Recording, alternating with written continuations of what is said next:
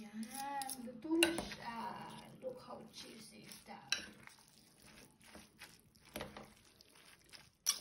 Yes, yes, yes. Let's eat, guys. Cheese. Onion. Mal, what is cooking? But we can. Ayan, pakuluan natin ang ating noodles for 2 minutes after boiling. I-melt natin ang ating butter. Melt lang natin ang ating butter. Ilagay natin ang ating onion.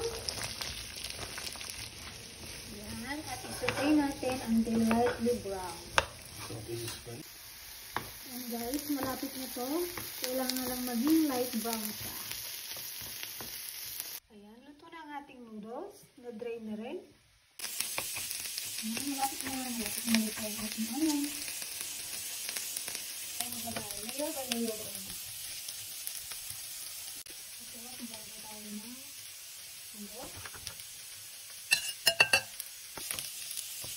Yes. That's how cheese. Espera, myself. May kind of cheese po ang ginamit namin dito. What do you call this one? This dish, Mahal? Sorry? What do you call this dish? Allgäuer Kässpätzle. And another layer of cooked onion.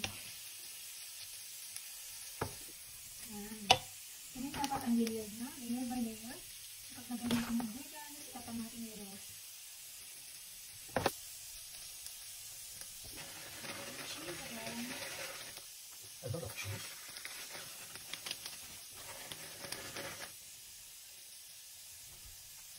Ayan. Another noodles on top. Okay. Then ready. Maglagay tayo ng butter sa ibabaw.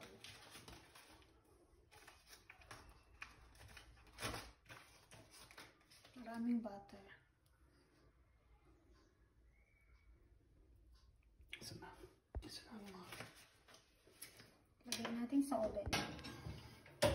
So, For 10 minutes. yes. Yan. Luto na siya. Look how cheesy is that. Yes, yes, yes. Let's eat, guys. That's how cheesy.